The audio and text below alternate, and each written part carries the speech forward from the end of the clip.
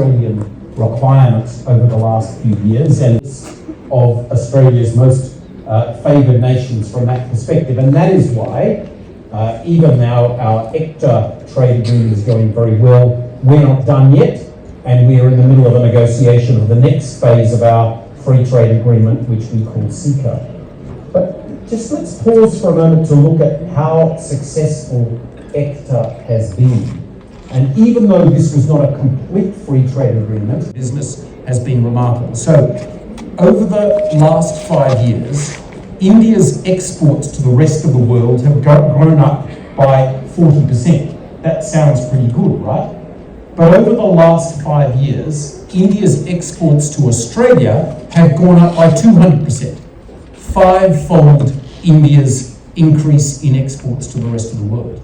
So a bit of that is about have been putting in place measures, whether it's supporting trade delegations, writing reports like our own Australia-India economic roadmap between our countries. So I know that we're all dealing with some complexity at the moment, some of it worse than others, but for us, as you say, India is a bright spot and we're taking full advantage. So very quickly, High Commissioner, on having that larger ceiling in we think the tariffs that have been imposed on us by the United States are unwelcome. But there are silver linings in difficult moments like this, and certainly it has caused Australian businesses and governments to look more closely at other trading partners, including India, and that will be good for us. Right. Richard, if I can get you in. Richard, of course, heading one of the largest UK-India business you've been dealing with for decades. The deal has happened.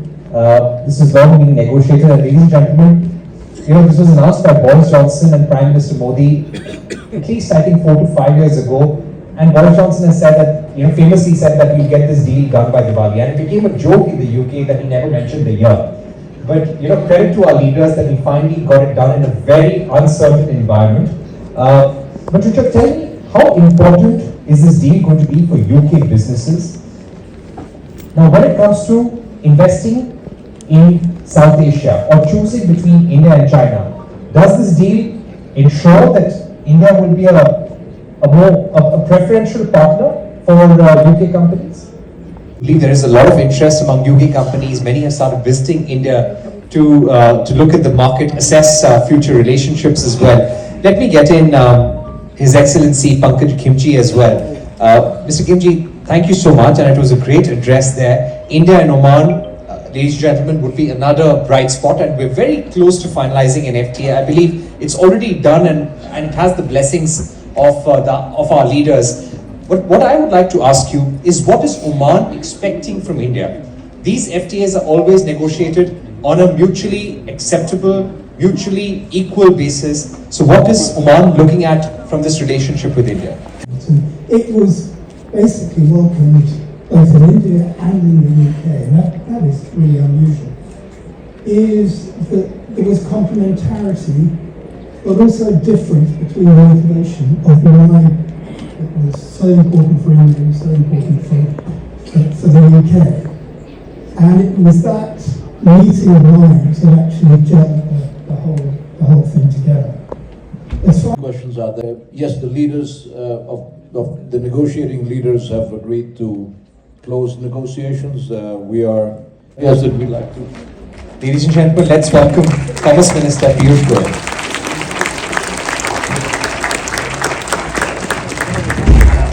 Ladies and gentlemen, let's put our hands together to welcome Shri Piyush Goyal ji, Honorable Minister of Commerce and Industry, Government of India.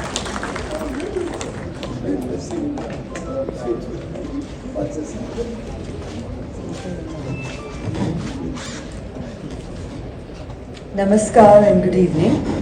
Honorable Chief Guest Shri Piyush Goyal ji, Honorable Minister of Commerce and Industry, Government of India, esteemed dignitaries on the dais, Excellencies, distinguished global leaders, senior government officials and CEOs from around the world, distinguished delegates, respected members of the press and media, ladies and gentlemen, a very warm welcome to this very special session And we are honored to have amongst us the august presence of Shri Piyush Goyal, Honorable Minister of Commerce and Industry, Government of India. Shri Goyal has been spearheading India's trade, commerce and industry initiatives, guiding India's integration into global trade networks while simultaneously strengthening the domestic industries under the vision of Atmanirbhar Bharat and a self-reliant India. His dynamic leadership has been instrumental in advancing India's participation in global value chains and steering the negotiations of several key international trade agreements.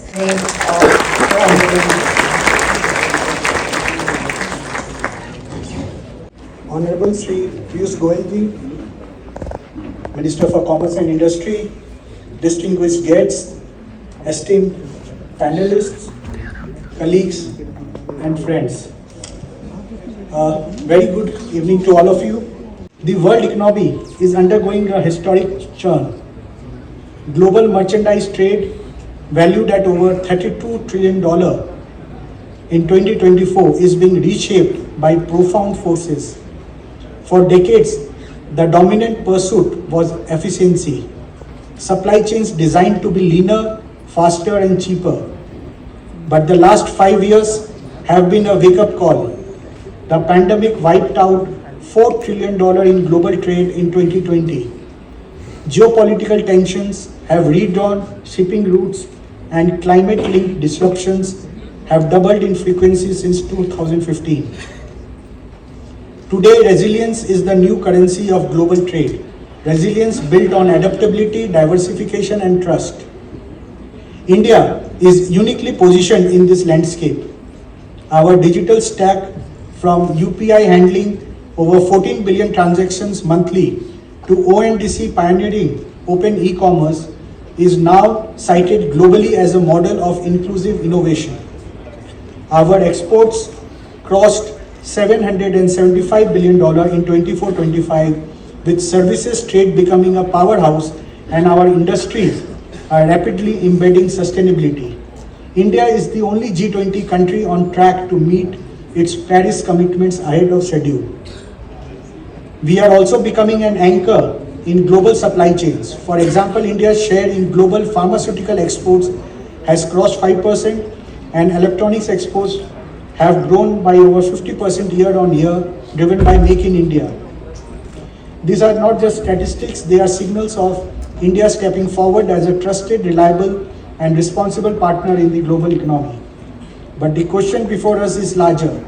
How do we balance competitiveness with inclusivity? How do we harness AI, blockchain and digital platforms to make trade smarter and more transparent? How do we build frameworks where sustainability is not a cost but a driver of growth? And crucially, how do we ensure that globalization remains an opportunity for all, not just the few? Honorable Shri Piyush Goyal ji has been at the forefront of this effort, crafting India's trade diplomacy to safeguard our interests while expanding our integration. India has signed or is negotiating trade agreements covering markets that represent 60% of global GDP, a testament to our ambition and confidence. That is why today's dialogue is so critical. This session is not only about sharing insights, but also about shaping the next chapter of global trade, fairer, more resilient and future ready. On this note, I once again extend a very warm welcome to Honorable Minister Shri Piyush Goyal ji and to all our distinguished panelists. We look forward for an enriching exchange of ideas. Thank you so much. Positioning itself as a reliable, future-ready partner in global trade. The way forward rests on 4 imperatives: make in India for India, make in India for the world, move up the value chain, and build digital and green supply chains. This report is being co-authored by Mr. Abhishek Bhatia, Managing Director and Partner BCG, and Mr. Ashok Rajni, Managing Director and Partner BCG. And I have the privilege and honor to request Honorable Minister Sir Shri Piyush Goyal ji to kindly do the honors of releasing this report. I request Mr. Abhishek Bhatia to kindly join us on the stage for the report release.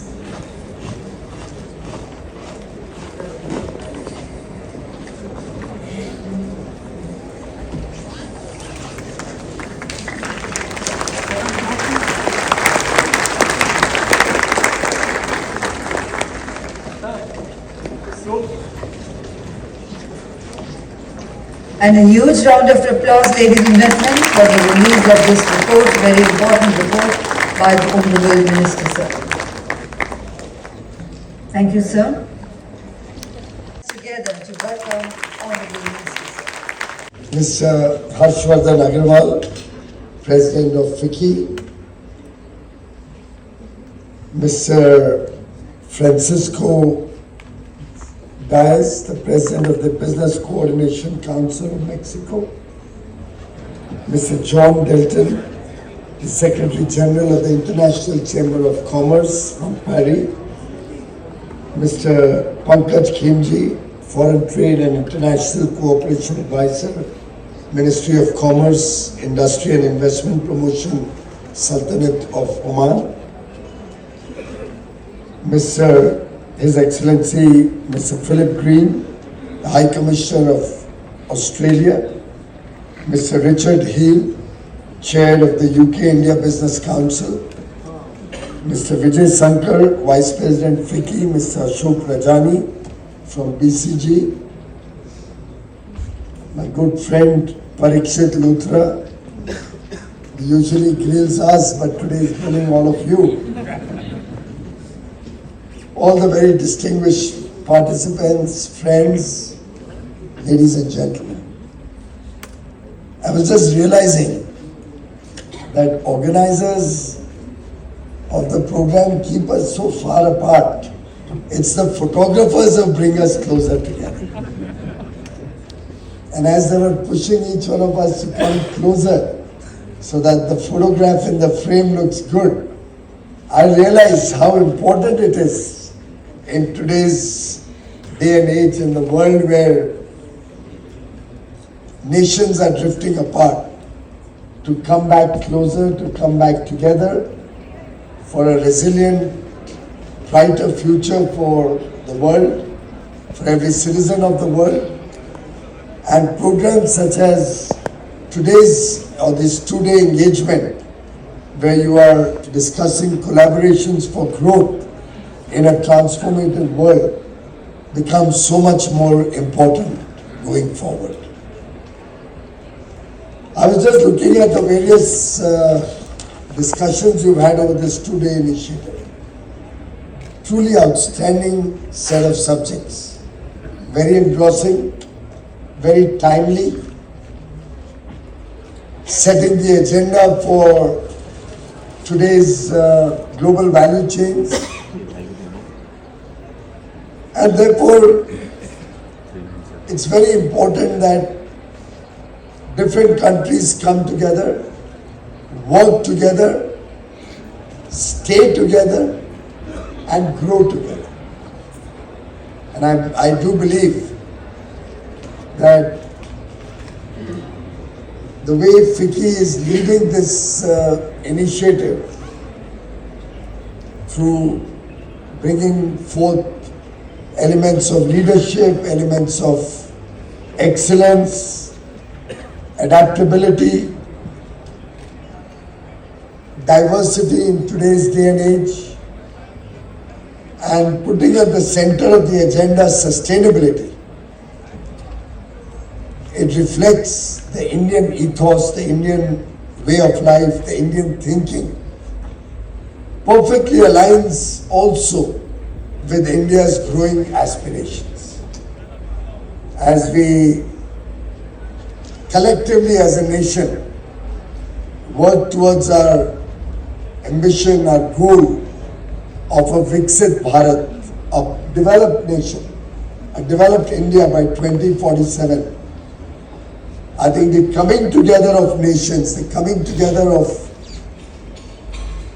such a wonderful set of very, very distinguished business leaders is inspirational, sets the tone and agenda for the future. And I'm very sure that all of us working together can significantly impact the lives not only of the people in our respective countries, but the future of the world in terms of free trade, the future of the world in terms of open trading lines, the future of the world in terms of greater prosperity and better quality of life for every child born on this planet. In fact, in today's day and age, I think resilience in our supply chains, in today's day and age, our ability to navigate uncertainties, volatility, our ability to prepare ourselves for a future of partnerships, collaborations, cooperation amongst like-minded nations is going to define our success story. Honorable Prime Minister had recently said, even amidst this global uncertainty, one thing is certain, that is Bharat's rapid growth. And of course, thanks to all the hard work you have all put in, and thanks to our partnership with such wonderful friends, India today is the world's fastest growing large economy. And I dare say, I see the next many decades where India will continue to be the fastest growing large economy. With 1.4 billion young Indians, and I say young Indians because we are one of the youngest populations on the globe today. 1.4 billion young aspirational Indians living in a democracy where the rule of law prevails, where investment is safe. The demand generated domestically, powering our growth, huge investments in infrastructure, leading to the multiplier effect and the growth story getting stronger. Decisive leadership, committed to inclusive growth. We've taken 250 million Indians out of poverty in the last 10 years. A government and a leadership who believes that sustainability is at the core of India's development agenda. It's not something that is done because we agreed to do it in Paris. It's not something we adapt to because the world tells us to do. It's intrinsic to the Indian thinking. It's a part of our way of life. I mean, many of you who have seen India from close quarters, and I know that Philip is a great reader of Indian history. Richard has been a friend for many, many years. Pankaj Khimji from Oman is a half brother, if I may venture to suggest that.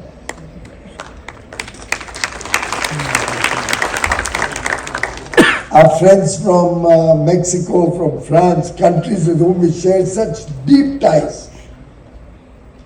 We are all collectively cognizant of India's very DNA, our thinking, which is so closely aligned with nature.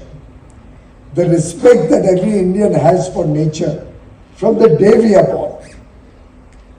So much so that we in India look up to our rivers, look up to our mountains, look up to our forests with adulation, as if they are a form of divinity.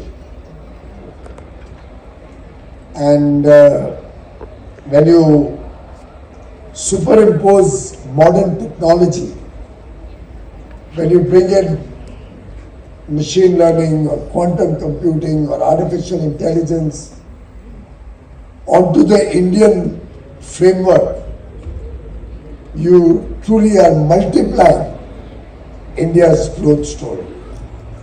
Many of the subjects, the global AI race, the discussions centering around the new modern day trade dynamics, which was a part of today's plenary session. The discussions tomorrow around green financing.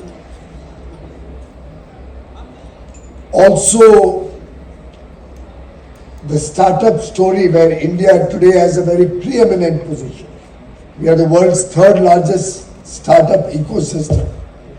All of these subjects are very, very relevant to our growth story.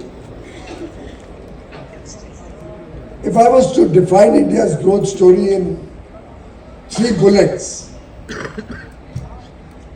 one, India looks at converting every crisis, every challenge, every difficult situation into an opportunity. I still remember, friends, the Y2K story. The changeover of the millennia from 1990s to 2000. Many parts of the developed world felt, if you have read asterisks and obliques or remember those old comics, the sky is going to fall on our heads. And all systems are going to collapse. Come midnight, 31st December 1999. And our Indian IT industry flourished in that situation. We got huge contracts internationally.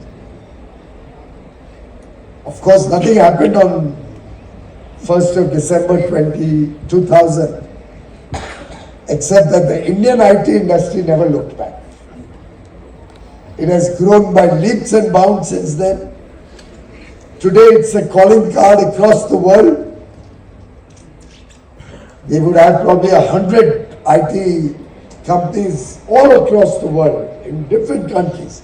TCS alone would be in over 100 countries. We came out with flying colors from the global financial crisis. COVID, where the world had written India off. They were concerned that how will a country with such a large population be able to cope with COVID, the unknown and the difficult period that we all went through. I remember different estimates were being made of millions of people losing their life in India. People used to challenge us. How will you save the country from starvation? How will you reach food grains and food products to remote corners of the country, given the very uncertain and very difficult times those were?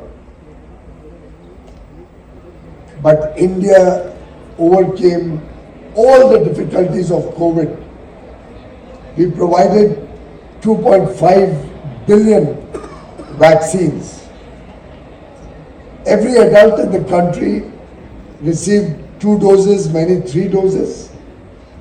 Then we started giving vaccines to children, I think about 14 probably. And by that time, I think the COVID pandemic probably became a part of the immunity story. We didn't lose as many lives as were projected. We did not lose a single life to starvation. Not a single person died of starvation. I remember when I would research, the Prime Minister would often tell me to research the Spanish flu, which happened nearly 100 years to the day. God forbid what will happen in 2119 or 2120 next year. Belief in the global trading system, and he spoke about order where chaos exists, and also the leading role that ICC plays through their arbitration center. I think most international agreements go through this now, and I think, sir, we're very grateful for your support for the global trade order and your friendship and partnership with India. Mr. Francisco Cervantes Diaz spoke about the relationship with the exemplary, and thank you for coming all the way down and for its trade in terms of the shipping lines. Very important point that you made, sir. I'd like to thank all in the, I guess, the India-Australia FTA, and apart from our strong ties in cricket, the deep dives or the growth that we're seeing year on year, the explosive growth in India, Australia,